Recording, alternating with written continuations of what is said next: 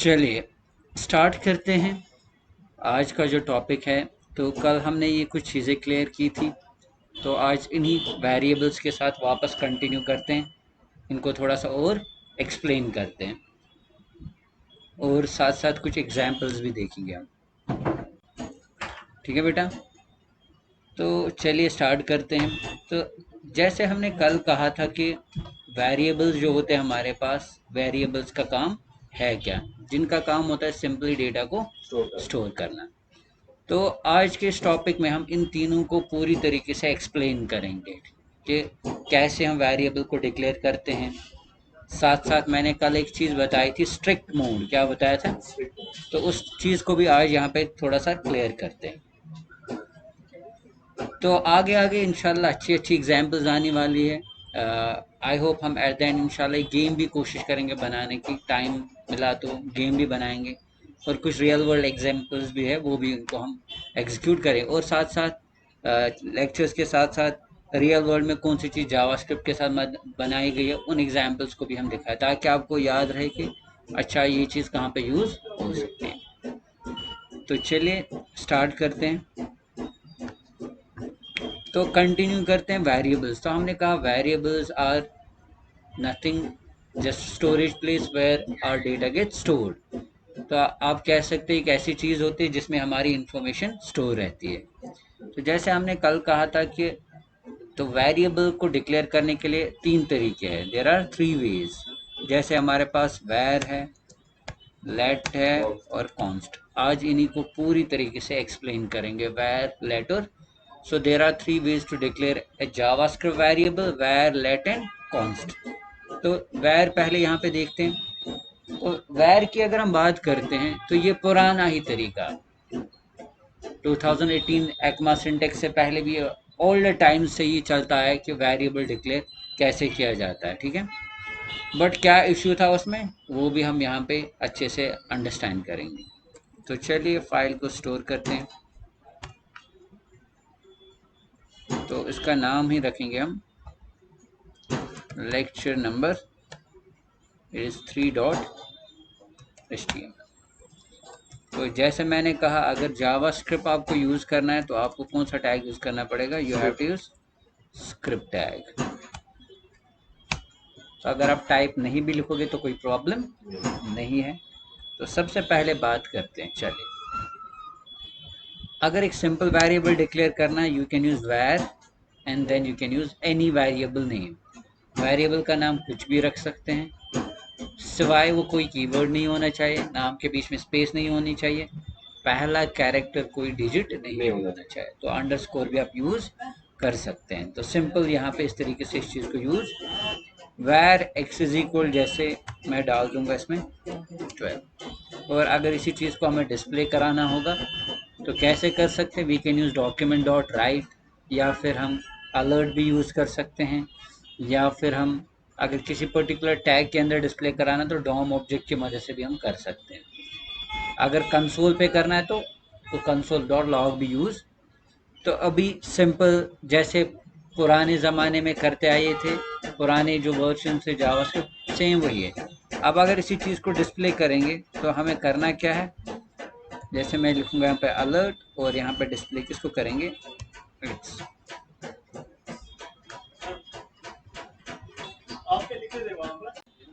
ठीक है बेटा, तो इस तरीके से एक अलर्ट बॉक्स आ गया और वहाँ पे हमारे पास क्या डिस्प्ले हो गया, 12।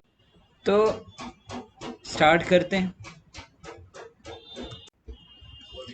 तो यहाँ पे एक सिंपल वेरिएबल डिक्लेयर किया। आप क्या कर सकते हैं काम, इसी तरीके से मल्टीपल वेरिएबल्स को भी आप डिक्लेयर कर सकते हैं। जैसे मैं यहाँ पे क्या लिखूंगा, y, तो क्या आ गया वहाँ पे हमारे पास, या चलिए तो अगर रिफ्रेश करते हैं तो आ गया, समझ आ रही है बात। सो दैट मीन्स आप एक ही लाइन में भी मल्टीपल वेरिएबल्स को डिक्लेयर एंड इनिशियलाइज कर सकते हैं, जैसे एक्स वाई जी जेड कुछ भी आप डाल सकते हैं। तो दैट मीन्स आप एक लाइन में भी वेरिएबल्स को डिक्लेयर कर सकते हैं। तो ये भी एक तरीका है हमारे पास। ठीक है बेटा, कोई प्रॉब्लम तो नहीं है यहाँ पे। अब इसी तरीके से अगर वैर यहाँ पे लिखेंगे x is equal to 12, where x is equal to 13, x is equal to 13, और यहाँ पे यूज करेंगे हम फिर से अलर्ट, क्या हो जाएगा, और x को डिस्प्ले करेंगे 13, और यहाँ पे पेज को हम रिफ्रेश करते हैं तो आउटपुट क्या आ रहा है, 13 आ रहा है। तो दैट मीन्स यहाँ पे हम यूजिंग वैर कीवर्ड हम वेरिएबल को रीडिक्लेयर भी कर सकते हैं। क्या कर सकते हैं, रीडिक्लेयर भी कर सकते हैं। तो अगर यहाँ पे मैं यूज करूंगा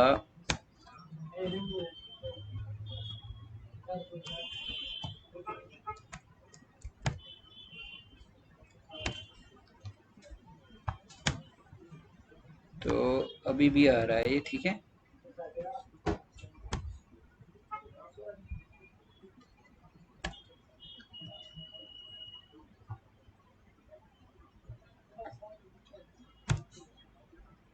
इंस्पेक्ट करते हैं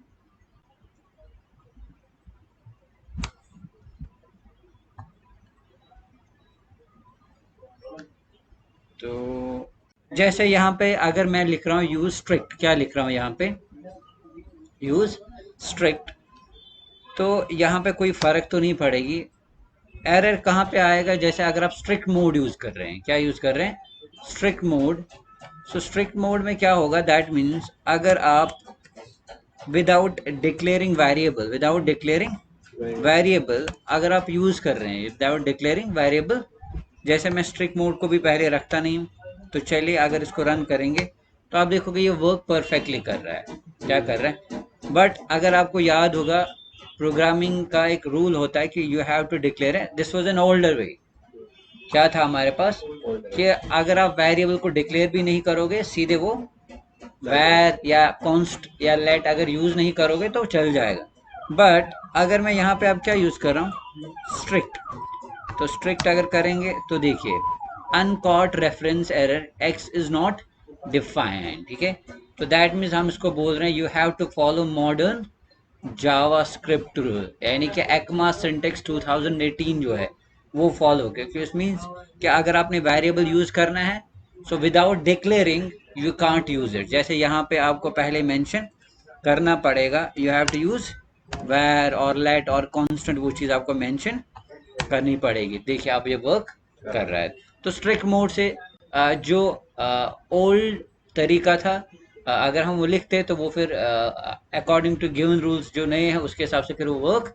अगर आप स्ट्रिक्ट मोड नहीं रखते तो आप जो पुराना बिहेवियर था, जैसे सीधे ही वेरिएबल भी बना सकते हैं विदाउट डिफाइन, बट अगर आप चाहते नहीं है, बेटर है अगर आप स्ट्रिक्ट मोड यूज करते हैं तो आपका कोड जो वो क्लीन होता है। क्या होता है, क्या होता है बेटा, तो मे भी कुछ बग्स भी नहीं आ सकते हैं अगर आप स्ट्रिक्ट मोड यूज करते हैं हमारे पास। वरना अगर आपको नहीं यूज करना है तो जो पुराने तरीके थे तो वो भी आप यूज कर सकते हैं। समझा रही बात।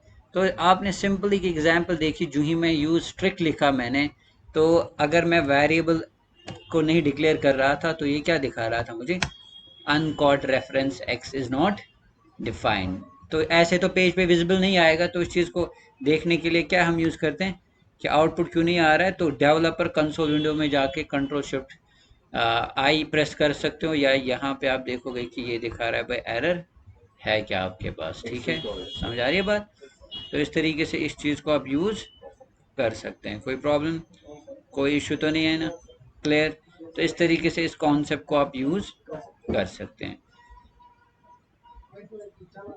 तो यहाँ पे आप सीधे देख सकते हो कि अगर आपको चेक करना है कि भाई एरर किसकी वजह से आ रहा है, तो ये आप सीधे वहाँ पे चेक कर सकते हो। ओके, एरर आ रहा है x is equal, so uncaught reference error x is not defined. तो इसलिए इसको डेवलपर कंसोल, यहाँ पे आप जावा स्क्रिप्ट को चेक कर सकते हैं, बग्स को चेक कर सकते हैं, कोई प्रॉब्लम, क्लियर। तो इस तरीके से स्ट्रिक्ट मोड अंडरस्टैंड हो गया। तो स्ट्रिक्ट मोड मींस पुराना जो सिंटेक्स था, पुराने जो रूल्स थे, तो हम उनको एनफोर्स करते नहीं। जो गिवन जावा, जो अभी हम जो कोड लिख रहे हैं, it should follow the current syntax, ECMA syntax 2018 के बाद जो है, हमारे बात। तो बट आप इसको हटा भी सकते, तो नो प्रॉब्लम। अगर आप चाहते कि नहीं पुराना कॉन्सेप्ट भी हम यूज करें तो कोई इशू। तो ये सिंपल था कैसे हम एक वेरिएबल को डिक्लेयर कर सकते हैं बाय यूजिंग वैर क्या यूज कर सकते हैं, वैर कीवर्ड। बट जैसे आपने एक चीज देखी कि हम रीडिक्लेयर भी कर सकते हैं, किसकी मदद से, वैर कीवर्ड की मदद से। तो ये एक काइंड ऑफ डिसएडवांटेज है इसको। इसलिए फिर नई चीज आ गई थी, दैट वाज लेट। क्या था हमारे पास, तो इस तरीके से फिर लेट वेरिएबल आ गया। तो लेट वेरिएबल से क्या होता है हमारे पास, हम उसको कह सकते हैं कि जो लेट वेरिएबल है it was introduced in ECMAS syntax 6, that is 2015 में इंट्रोड्यूस किया गया। कौन, तो लेट कॉन्स्टेंट, जो लेट कीवर्ड था ये पहले अवेलेबल नहीं था हमारे पास, सो इट वाज डिक्लेयर्ड और इंट्रोड्यूस इन 2015। सो लेट में क्या क्या है, what is the difference between var and let. Var की मदद से जो हम वेरिएबल बनाते हैं इट इज ग्लोबल, कहीं पे भी यूज कर सकते हैं। ठीक है, ये चीज हमने कल देखी थी ये चीज। अब दूसरी चीज हमने ये भी कही थी कि वैर जो है रीडिक्लेयर करते हैं, ये भी हमने कल पढ़ा था। हाँ, लेट से ये भी हमने देखा था कि लेट जो है इसको रीडिक्लेयर नहीं कर सकते हैं, इसको पहले डिक्लेयर करना है यूज करने से पहले। और साथ साथ इसका स्कोप क्या होता है हमारे पास, ब्लॉक स्कोप होता है। तो मैं जल्दी जल्दी एक छोटी सी एग्जांपल, तो सीधे अगर मैं लिखूंगा let X is equal suppose 12, और अगर सेव करेंगे तो इस तरीके से ये परफेक्टली वर्क करेगा। लेट एक्स अगर 10 देंगे तो ये लाएगा यहाँ पे अनकॉट रेफरेंस एरर आएगा हमारे पास। ठीक है, ये देखिए, तो uncaught syntax error identifier X has already been declared. ठीक है, तो ये चीज भी है हमारे पास, तो ये भी आप यूज कर सकते हैं। इसी तरीके से और एक कीवर्ड है हमारे पास, const keyword. So const keyword हम तब यूज कर सकते हैं, इसका भी उसको ब्लॉक होता है हमारे पास। बट एक डिफरेंस है कि अगर आपने कोई वैल्यू उसमें इनिशियलाइज किया, आपको री इनिशियलाइज नहीं कर सकते। डिक्लेयर की बात नहीं हो रही, वैल्यू दोबारा फिर इसमें नहीं डाल सकते। जैसे एक्स इज इक्वल मैं डालूंगा सपोज, तो जो वैल्यू आपको कांस्टेंट रखना है थ्रू आउट द ब्लॉक, अगर कोई वैल्यू ऐसा है जो आप चाहते हैं कि वो कांस्टेंट रहे, तो उसके लिए आप कौन सा वेरिएबल यूज कर सकते हैं, सिंपल कॉन्स्ट कीवर्ड। चलिए इसको यहाँ पे हम रिफ्रेश करते हैं, तो यहाँ पे भी सेम एरर आ रहा है। देखिए एरर क्या है, असाइनमेंट टू कांस्टेंट वेरिएबल। सो ये चीज़ क्लियर हो गई। तो ये हमने कल ही देखा था कि कैसे लेट कांस्टेंट और हम क्या यूज़ कर सकते हैं, वैर कीवर्ड यूज़ कर सकते हैं। और साथ साथ एक एक्स्ट्रा चीज़ यहाँ पे ऐड की, स्ट्रिक्ट। क्या किया हमने, यूज स्ट्रिक्ट का मतलब होता है you are enforcing the JavaScript to follow the current ECMAS syntax. अगर यूज स्ट्रिक्ट नहीं लिखेंगे तो आप पुराने बिहेवियर को भी यूज कर सकते हैं। अब आगे चलते हैं, आगे भी सिंपल है। जैसे अगर आपको क्या करना होगा, ऑपरेटर्स की अगर हम बात करते हैं, अगर आपको अर्थमेटिक कैलकुलेशन जैसी चीज़ें करनी होगी, ऑपरेशंस करनी होगी, तो यहाँ पे भी सेम वही है, प्लस है माइनस है, यानी कि जो भी अर्थमेटिक ऑपरेटर्स हैं वो आप यूज़ कर सकते हैं। प्लस माइनस मल्टीप्लाई डिवीजन जो है, या इसी तरीके से आप इसमें भी यूज़ क्या कर सकते हैं, असाइनमेंट, अर्थमेटिक असाइनमेंट ऑपरेटर्स भी use, plus equal to, minus equal to, multiply. तो वो एक एक एग्जाम्पल देखते हैं उनको, और उसके बाद नेक्स्ट पार्ट की तरफ जाते हैं। जैसे let X is equal to 12, Y is equal to 20, तो कितने आ गए हमारे पास, दो। और चलिए C is equal to X plus Y, और यहाँ पे लिखेंगे अलर्ट, इसको करेंगे। चलिए सेव करते हैं, तो आउटपुट क्या आ गया हमारे पास, द आउटपुट इज 32। तो आउटपुट इज 32, तो इस तरीके से हमारा आउटपुट है 32। ठीक है बेटा, तो इस तरीके से आप माइनस कर सकते हैं, मल्टीप्लाई कर सकते हैं, even you can do also division भी कर सकते हैं। ठीक है, तो ये बात क्लियर होगी। तो we call them arithmetic operators. चलिए इस तरीके से होता है अर्थमेटिक असाइनमेंट ऑपरेटर। क्या होता है हमारे पास, एक तो अर्थमेटिक ऑपरेटर और साथ साथ असाइनमेंट ऑपरेटर होता है हमारे पास। जैसे फॉर इंस्टेंस मैं लिखूंगा सी में डालो, शाबाश, क्या लिखेंगे यहाँ पे, कोई एग्जाम्पल, जैसे x प्लस इक्वल टू 4, इसका मतलब क्या। और अगर यहाँ पे हम सपोज x को डिस्प्ले करेंगे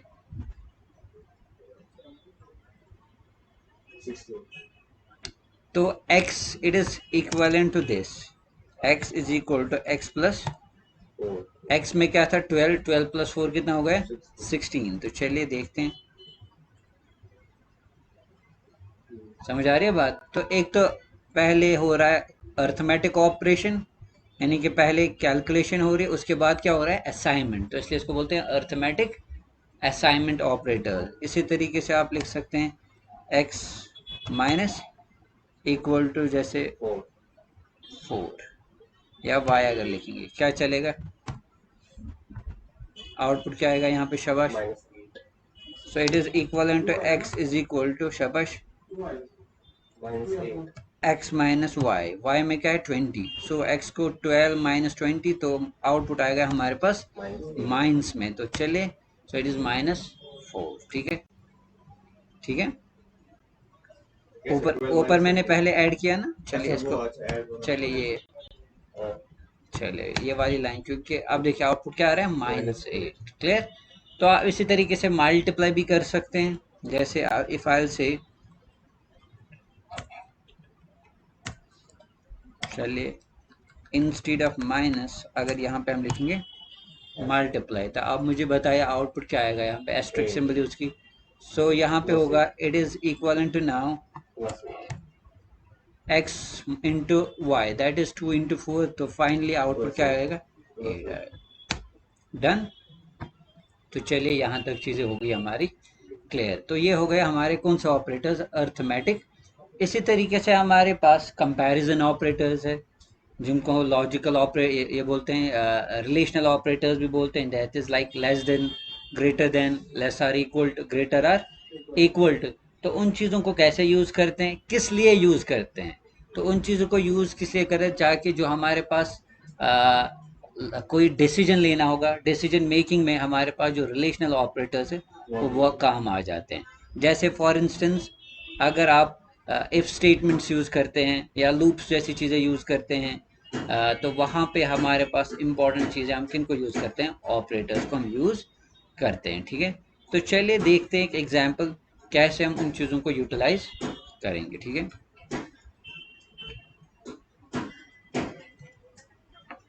सो चलिए एक वेरिएबल बनाते हैं, लेट x कॉमा वाई। तो कितने वेरिएबल्स हमने बनाए, 2, या चलिए यहीं पे इनको हम इनिशियलाइज भी करेंगे।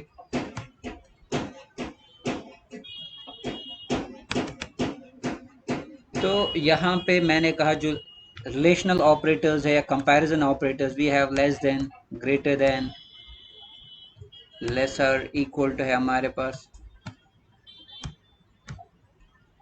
ग्रेटर आर इक्वल टू है, इक्वल टू है हमारे पास, इसी तरीके से नॉट इक्वल। तो इन सभी को हम प्रैक्टिकली देखते हैं ये कैसे यूज़। तो अब बात आती है प्रोग्रामिंग वर्ल्ड में, जो भी हम कोई चीज़ करते हैं वो सारे डिसीजन बेस्ड होते हैं, क्या होते हैं हमारे पास, तो हम कोई कंडीशन चेक करते हैं और कंडीशन बेस्ड कोई डिसीजन लेते हैं। और ये बहुत इंपॉर्टेंट, चाहे कोई भी गेम उठा के देखो आप, उसमें अगर आप देखोगे हर कोई जो स्टेप होता है, हर कोई जो चीज़ होती है, वो सारी चीज़ें कंडीशन बेस्ड होती है, और कंडीशन अगर चेक होती है तो डिसीजन। या चलिए कोई सोशल मीडिया चीज़ देख लीजिए आप, जैसे अगर आप लॉग इन करते हैं, लॉग इन के टाइम पे भी पहले आपके पास क्या मांगा जाता है, user I D and password. तो मीन्स एक कंडीशन चेक की जाती है, और अगर कंडीशन ट्रू है तभी आपको एक स्पेसिफिक चीज़ दिखाई जाती है। सो दैट मीन्स वहाँ पे भी डिसीजन मेकिंग होती है। सो उस ऐसी प्रॉब्लम्स को सॉल्व कैसे करते हैं, बाय यूजिंग इफ एल्स। क्या हम यूज़ करते हैं, if else. So real world में इफ एल्स की बहुत इंपॉर्टेंस है। So for decision making we use if else. If का सिंटेक्स क्या है, सिंपल, जैसे मैंने पहले ही कहा था लेक्चर में कि सी सिंटेक्स जैसा है हमारे पास। अगर आपने नहीं पढ़ा तो no problem, first you have to write the keyword if, उसके बाद लिखना है बेटा कंडीशन जो आपको चेक करानी है। क्या लिखनी है, कंडीशन। और उसके बाद ब्लॉक जो आपको एग्जीक्यूट कराना होगा अगर कंडीशन ट्रू होगी। उसके बाद यूजुअली फॉर बेटर रीडेबिलिटी हम क्या यूज़ करते हैं, एल्स, ताकि अगर कंडीशन ऊपर वाली ट्रू न हो तो एटलीस्ट उसको दिखाए, तो इसलिए हम इसको एल्स वाला पार्ट दिखाते हैं। तो ज़रूरी नहीं है, सो बट याद रखना है कि एल्स जो है ये डिपेंडेंट होता है किस पे, इफ़ पे। अगर हम इफ़ नहीं लिखेंगे तो खाली एल्स हम यूज़ नहीं कर सकते। हाँ, इफ़ को एल्स के बगैर हम यूज़ कर सकते हैं। तो चलिए एक सिंपल एग्जांपल को देखते हैं कैसे इस चीज़ को यूज़ करते हैं। तो मैं लिखूंगा if x is greater than y, अगर x बड़ा है y से, अगर x बड़ा है किससे, y से, तो क्या करे, से अलर्ट फॉर इंस्टेंस हेलो। चलिए देखते हैं, हमने x एक वेरिएबल बनाया है, उसमें वैल्यू हमने डाल दिया है 12 और y में असाइन क्या किया हमने 30। तो अगर हम पेज को रिफ्रेश करेंगे तो चलिए देखते हैं क्या हो जाएगा। तो यहाँ पे देखिए कोई चीज़ आ नहीं रही क्योंकि कंडीशन ट्रू नहीं हो रही, बिकॉज x जो है ये बड़ा नहीं है y से, दैट मीन्स ये वाला जो ब्लॉक है ये एग्जीक्यूट नहीं होगा। इसलिए बेटर रीडेबिलिटी के लिए हम क्या यूज़ कर रहे हैं, एल्स। सो इसको हम बोल सकते हैं जैसे suppose for instance sorry use करेंगे, या कुछ और भी जो भी आपको स्टेटमेंट एग्जीक्यूट करनी होगी on the base of condition. जैसे आप लोग अगर यूज़र नेम पासवर्ड गलत होता है तो आपको दिखाया जाता है इनवैलिड यूज़र नेम एंड, तो एक स्पेसिफिक चीज़ आउटपुट आता है वहाँ पे। तो जैसे सेव करेंगे, लेट्स फाइंड आउट, तो क्या आ रहा है, सॉरी आ रहा है, ठीक है। अब इसी तरीके से व्हाट इफ अगर हम यहाँ पे डाल देंगे x में असाइन किया हमने 12 120, अब देखिए अब आउटपुट क्या आ रहा है, अब ये वाला ब्लॉक एग्जीक्यूट हो रहा है। सो दैट मीन्स एक स्पेसिफिक कंडीशन जब चेक हो रही है तो एक स्पेसिफिक ब्लॉक को एग्जीक्यूट किया जा रहा है। जैसे x अगर बड़ा था y से तो क्या है यहाँ पे, क्या x बड़ा है y से, हाँ है, तो डिस्प्ले करो इफ वाला ब्लॉक, अगर नहीं है तो कौन सा वाला पार्ट, और एग्जीक्यूट एल्स वाला पार्ट। तो यहाँ तक clear, simple. So that means decision making में हमारे पास किस चीज़ के लिए यूज़ किया जाता है, तो हम इफ एल्स जैसी चीज़ को यूज़ कर सकते हैं। तो इसी तरीके से अगर मल्टीपल कंडीशन चेक करनी होगी तो आप नेस्टेड इफ भी यूज़ कर सकते हैं या एल्स इफ जैसी चीज़ें भी यूज़ कर सकते हैं, ठीक है। या आप अगर आपको डिसीजन फास्ट कराना है तो आप उसके लिए लॉजिकल ऑपरेटर्स भी यूज़ कर सकते हैं। तो उस चीज़ पे हम अभी यहाँ पे नहीं जाएंगे।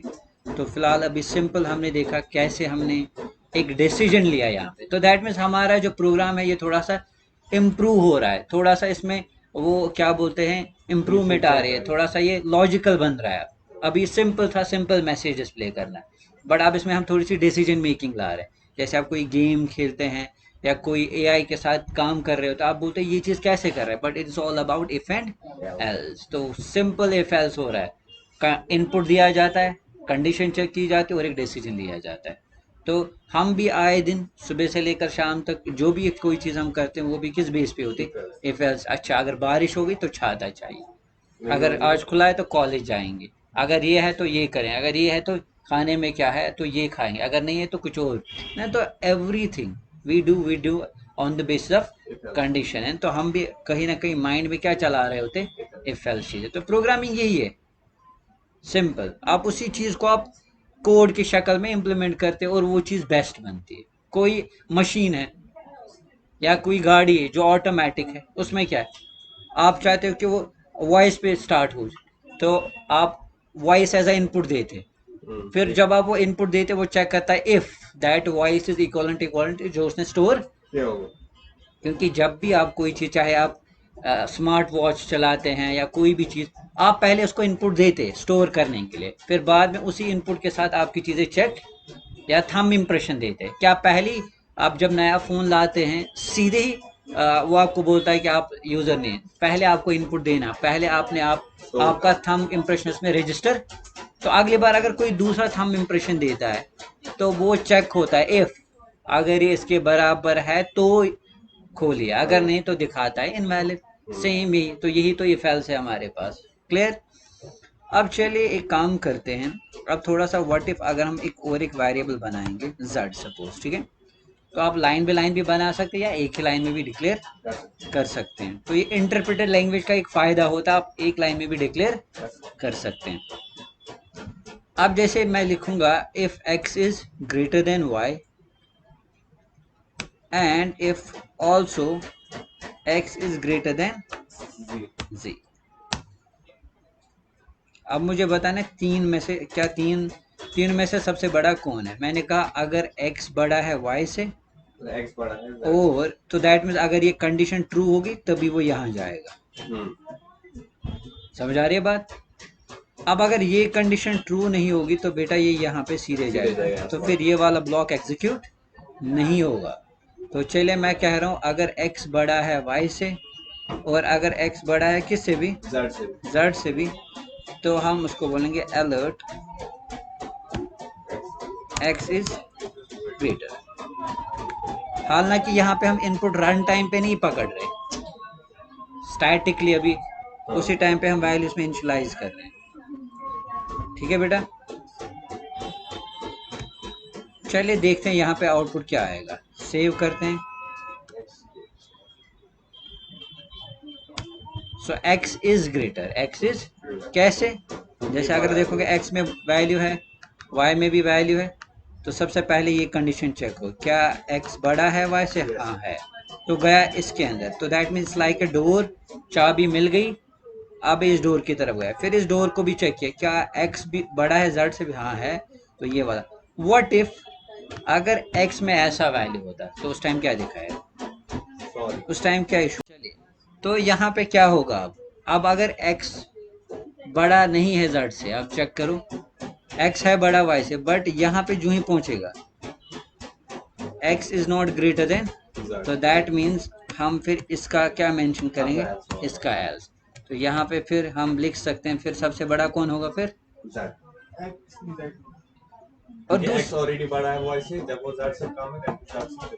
तो और दूसरी और एक चीज, आधे स्टूडेंट्स को कंफ्यूजन मत हो रहा होगा कि भाई सर कहीं पे सिंगल कोट यूज कर रहे हो, कहीं पे, तो आपकी अपनी मर्जी, आप सिंगल कोट भी यूज कर रहे हैं, डबल कोट, तो यहाँ पे कोई इशू। तो अब बट अगर यही चीज आप .NET या C# या सॉरी सी प्लस में, तो वहाँ पे इस चीज़ का ख्याल रखना पड़ता है, या जावा। तो यहाँ पे जो चाहे पाइथन हो या जावा स्क्रिप्ट हो, यानी कि इंटरप्रेटर, वहाँ पे आपको सिंगल कोट और डबल कोट की ज़रूरत नहीं होती है, तो आप सिंगल कोट भी यूज़ कर सकते हो। तो यहाँ पे हम बोल सकते हैं दैट इज, तो सिंपल, अगर x बड़ा है, जी है, व्हाट इफ अगर x बड़ा नहीं है z से, तो दैट मीन्स कौन सा वाला ब्लॉक होगा, एल्स, फिर नीचे वाली चीज एग्जीक्यूट नहीं होगी। चलिए सेव करते हैं, तो आप देख सकते हैं दैट इज। अब दूसरी सिचुएशन हो सकती है, क्या पता x बड़ा है ही नहीं किससे, y से, सो दैट मीन्स ये पूरा ब्लॉक जो है वो एग्जीक्यूट ही नहीं होगा। सो दैट मीन्स क्या पता x बड़ा है ही नहीं किससे, y से, क्या पता x है ही नहीं बड़ा y से, जैसे यहाँ पे सिचुएशन हो रही। सो दैट मीन्स ये पूरा ब्लॉक चलेगा ही नहीं, तो सीधे वो किसकी तरफ जाएगा, एल्स वाला। तो फिर हम या तो यहाँ पे एल्स भी यूज कर सकते हैं, या फिर उसके अंदर ओके, फिर एल्स के अंदर फर्दर इफ अगर x नहीं है बड़ा y से, तो दैट मीन्स y बड़ा है किससे, x से। अब फिर करेंगे कंपेयर y को किसके साथ, अब अगर y फिर z से भी बड़ा है, तो क्या लिखेंगे, अलर्ट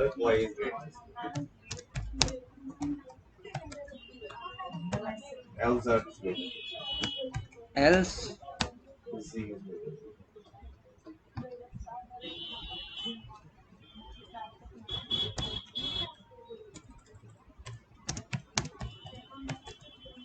तो चलिए देखते हैं। तो आधों का होता है कंफ्यूजन, सर z क्यों 2 बार आए, तो ये लॉजिक के हिसाब से ये वाला ब्लॉक, अगर ये कंडीशन ट्रू नहीं हो तो ये वाला ब्लॉक चलेगा ही नहीं, तो फिर इस पे डिपेंडेंट है। अगर y बड़ा नहीं z से भी, तो फिर कौन है बड़ा फिर,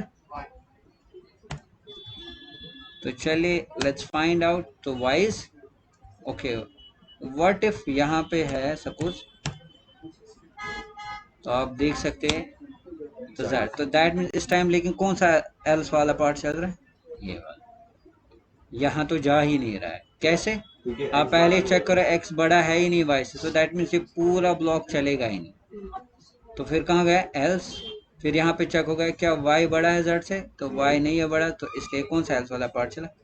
सो there are number of ways, तो बहुत सारे तरीके हैं कि कैसे इस प्रॉब्लम को हम सॉल्व, तो लॉजिक डिफरेंट भी हो सकता है, ऐसा नहीं कि मैं जो लॉजिक दिखा रहा हूँ यही सही है। तो एक प्रॉब्लम को सॉल्व करने के लिए हर एक प्रोग्रामर के पास डिफरेंट लॉजिक्स हो सकते हैं, तो यू कांट से कि आप गलत है मैं सही हूँ, नहीं, there are number of way. अब जैसे यहाँ पे और एक सिचुएशन है, व्हाट इफ सारे वेरिएबल्स में इक्वल नंबर्स है, या व्हाट इफ दो में सेम है ना, तो ये लास्ट का दिखाएगा। अगर तीनों में सेम है, क्या है, सपोज तीनों में से व्हाट इफ हम सपोज तीनों में डालेंगे, तो ये बग है ना।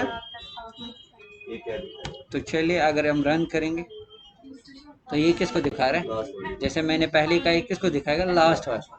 व्हाट इफ अगर दो ठीक है,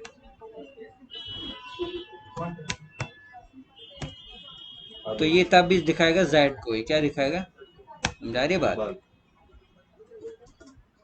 तो ये चीज क्लियरली आ गई सम। तो उस मीन्स हमें और एक एल्स यूज करना पड़ेगा, क्या यूज करना है, इक्वल के लिए। हाँ तो या पहले आप यूज कर सकते हैं, तो मैं उस चीज को फर्दर दिखाऊंगा, लेकिन आज यहाँ हाँ कर सकते हैं, बट ये लेक्चर थोड़ा सा लंबा जाएगा, ठीक है। तो यहाँ पे खाली एक ही चीज आपको अंडरस्टैंड करनी थी कि इफ और एल्स कैसे वर्क। तो मीन्स जब डिसीजन मेकिंग की बात होती है, तो डिसीजन मेकिंग कैसे हम करते हैं, by using conditional constructs like if and else. तो इस तरीके से आप कंपैरिजन ऑपरेटर्स उनके साथ यूज करते हैं, जैसे हमने लेस देन यहाँ पे यूज, इस तरीके से ग्रेटर भी यूज कर सकते हैं, ग्रेटर इक्वल, लेसर इक्वल, या नॉट इक्वल, या इक्वल भी यूज कर सकते हैं। यहाँ तक पहली चीजें क्लियर हो गई। और दूसरी चीज, सिंगल इक्वल का मतलब क्या होता है, असाइन। जैसे यहाँ पे z इज इक्वल टू, इसका मतलब है z के अंदर डालो कौन सा वैल्यू, 120, राइट से लेफ्ट जाता है। बट अगर इसी चीज को हम लिखते हैं z इज इक्वल टू 2, तो दैट मीन्स हम कंपेयर करें, क्या z के अंदर जो वैल्यू है बराबर है किसके, तो ये सिंगल और डबल में आसमान जमीन का फर्क है बेटा। तो ये चीज आ गई समझ। तो ये था थोड़ा सा जस्ट डिसीजन मेकिंग कैसे होती है। तो कल के लेक्चर में इंशाल्लाह हम इसी को कंटिन्यू करेंगे, कॉम्प्लेक्स एग्जाम्पल्स करेंगे, और कोड कोएफिशिएंट बनाएंगे, और इस पे और अच्छे से होल्ड लाएंगे। आज का सिंपल मकसद यही था कि इफ एल्स कैसे यूज़ होता है, या इसी तरीके से कंपैरिजन ऑपरेटर्स कैसे यूज़। सो इंशाल्लाह कल के लेक्चर में हम नेस्टेड इफ देखेंगे, लॉजिकल ऑपरेटर्स देखेंगे, और यूज़र से भी इनपुट कैसे ले। व्हाट इफ ये वैल्यू अगर हम खाली यहाँ पे जस्ट डिक्लेयर है और वैल्यू रन टाइम पे ले, उस टाइम कैसे वो चीज़ करेंगे, तो वो भी हम कल वो ना वो रियल वर्ल्ड टाइप एक एग्जाम्पल्स 2-3 देखेंगे, ताकि आपको कॉन्सेप्ट और अच्छे से। So till then, take care and अल्लाह हाफिज़।